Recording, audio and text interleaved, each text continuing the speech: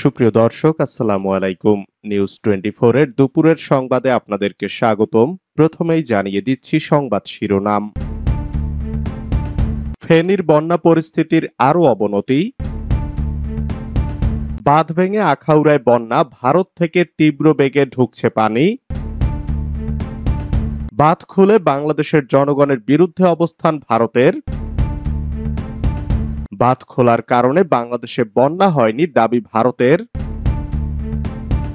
আমরা বাঁধের মুখ খুলিনি, একা একা খুলে গেছে, দাবি ভারতের। বন্যা দুর্গত নিয়ে প্রহসন, জি মিডিয়ার ওয়েবসাইট হ্যাক করল বাংলাদেশি হ্যাকাররা। বন্যা দুর্গতদের উদ্ধারে ফেনীতে নৌবাহিনীর 3 কন্টিনজেন্ট। বিপজ্জনক হয়ে উঠেছে গোমতী, রেড অ্যালার্ট জারির পরামর্শ। ঢাকা সহ দেশের 11 অঞ্চলে 60 কিলোমিটার বেগে ঝড়ের পূর্বাভাস। শিরোনাম। পুরো খবর পেতে ভিডিওটি শেষ পর্যন্ত দেখুন। সর্বশেষ সংবাদ পেতে চ্যানেলটি সাবস্ক্রাইব করুন। এবার বিস্তারিত। ফেনীর বন্যা পরিস্থিতির আরও অবনতি। যতই সময় যাচ্ছে ফেনীতে বন্যা পরিস্থিতি ততই ভয়ঙ্কর হচ্ছে।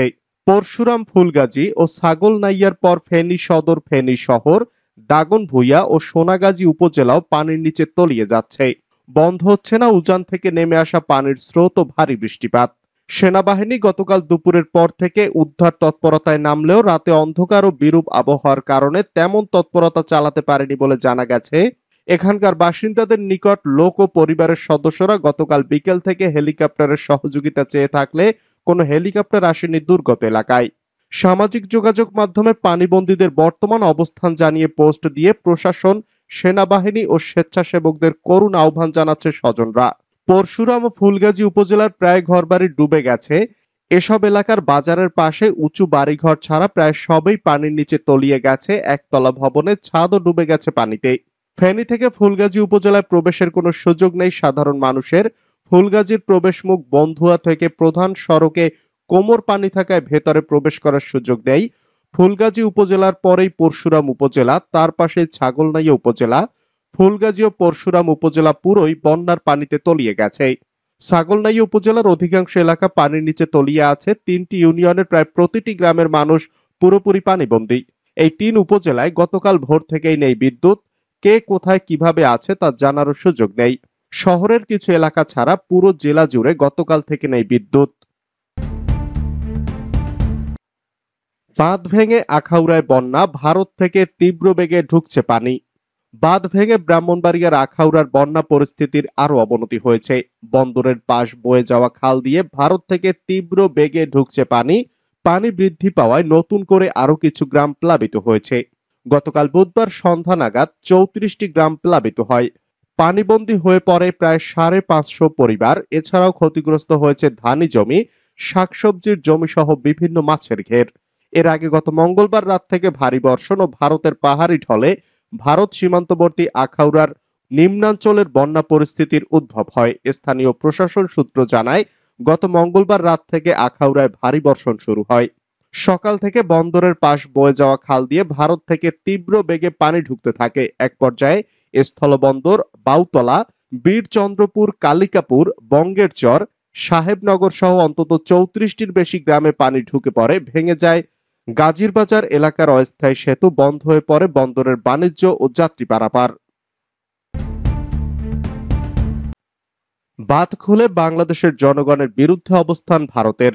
সুনামগঞ্জ, মৌলভীবাজার, হবিগঞ্জ, ফেনী, চট্টগ্রাম, নোয়াখালী, কুমিল্লা ও খাগড়াছড়ি জেলা ভারী বর্ষণ ও ভারত থেকে আসা পাহাড়ি ঢলে বন্যা কবলিত হয়ে পড়েছে। ভারত কোনো ধরনের আলোচনা ছাড়াই বাঁধ খুলে দিয়ে বাংলাদেশের জনগণের বিরুদ্ধে অবস্থান নিয়েছে বলে মন্তব্য করেছেন অন্তর্বর্তী সরকারের তথ্য উপদেষ্টা নাহিদ ইসলাম। বন্যা দুর্গতদের সহায়তায় 5 দফা দাবিতে বৃহস্পতিবার সকাল 6টায় মতিঝিলে বাংলাদেশ অভ্যন্তরীণ নৌ পরিবহন কর্তৃপক্ষের কার্যালয়ে উপস্থিত হয়ে তিনি এ দাবি করেন। এ অবস্থায় বন্যা দুর্গতদের সহায়তায় নিজ নিজ অবস্থান থেকে নেমে পড়ার আহ্বান জানিয়েছেন নাহিদ। তিনি বলেন, জাতির ক্রান্তি লগ্নে আপনারা নিজ নিজ অবস্থান থেকে নেমে পড়ুন।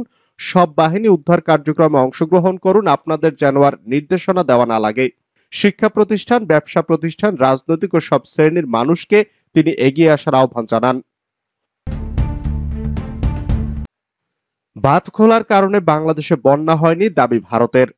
বাংলাদেশের ফেনী, নোয়াখালী, কুমিল্লা ও মৌলভীবাজারে ভয়াবহ বন্যা দেখা দিয়েছে। বন্যার পানিতে লাখ লাখ মানুষের বাড়িঘর, ফসলি জমি তলিয়ে গেছে। এ পরিস্থিতিতে ভারতের পররাষ্ট্র মন্ত্রণালয় সংবাদ বিজ্ঞপ্তি দিয়েছে। বিজ্ঞপ্তিতে বলা হয়েছে, ত্রিপুরার গোমতী নদীতে ভারতীয় বাঁধ থেকে পানি ছাড়ার কারণে বাংলাদেশে বন্যা পরিস্থিতি তৈরি হয়নি। আমরা বাংলাদেশে উদ্বেগ প্রকাশ করতে দেখেছি যে ত্রিপুরার গোমতী নদীর উজানে ডাম্বুর বাঁধ খুলে দেওয়ায় বাংলাদেশের পূর্ব সীমান্তের জেলাগুলোতে বন্যার বর্তমান পরিস্থিতি সৃষ্টি হয়েছে। বাস্তবে এটি সঠিক নয়।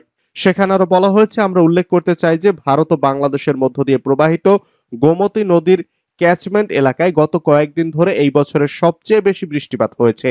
বাংলাদেশে এই বন্যা মূলত বাঁধের ভাটির দিকের এই বৃহৎ ক্যাচমেন্টের পানির কারণে ঘটেছে। বাংলাদেশের পূর্ব সীমান্তবর্তী অঞ্চলে ভারত কোনো বাঁধের মুখ খুলে দেয়নি। অতিরিক্ত পানির চাপে সেটি একা একাই খুলে গেছে বলে দাবি করেছে ভারতীয় পররাষ্ট্র মন্ত্রণালয়। বৃহস্পতিবার সকালে এক বিবৃতিতে একথা জানিয়েছে নয়াদিল্লি।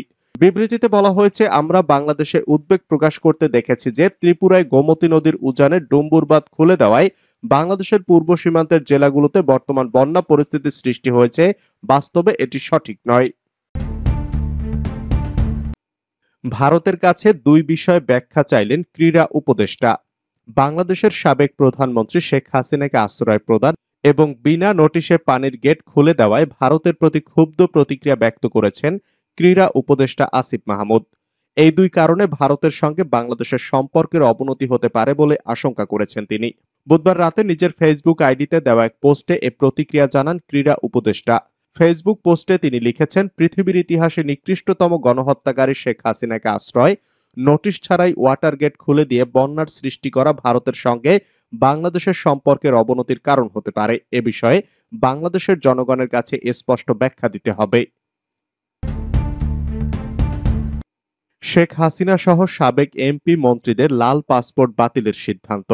সাবেক প্রধানমন্ত্রী শেখ হাসিনা সহ ক্ষমতাচ্যুত সরকারের এমপি, মন্ত্রী এবং বাধ্যতামূলক অবসরে পাঠানো ও চুক্তি বাতিল হওয়া কর্মকর্তাদের লাল পাসপোর্ট বাতিলের সিদ্ধান্ত নিয়েছে সরকার।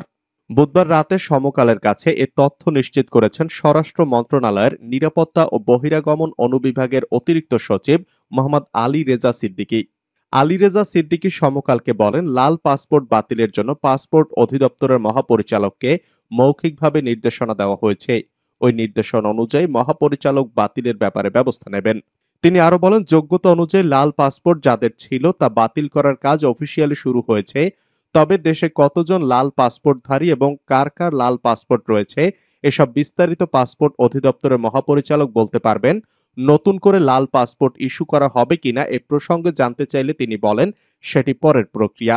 জানা গেছে, দেশে লাল পাসপোর্ট পাওয়ার যোগ্যতায় রয়েছেন রাষ্ট্রপ্রধান, প্রধানমন্ত্রী, মন্ত্রিসভার সদস্য, সংসদ সদস্য এবং তাদের স্পাউস অর্থাৎ স্বামী বা স্ত্রী।